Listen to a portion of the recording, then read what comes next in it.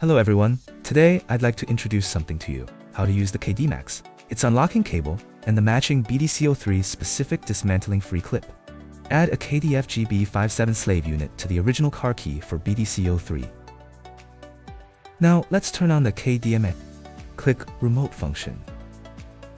Click Smart Key, Clone. Click BMW BDC3 key clone. Connection diagram. Now, let's follow the wiring diagram to connect the BDC3 solder-free adapter clip properly.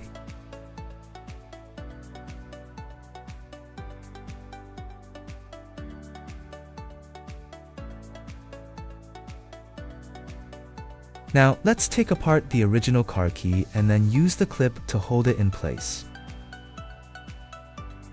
Now plug the connector into the Max.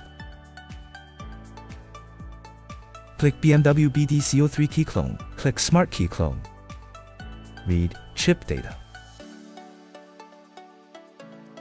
OK. Start execution. File saved successfully.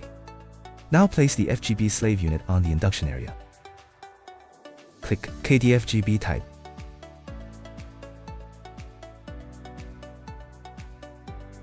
Generation successful.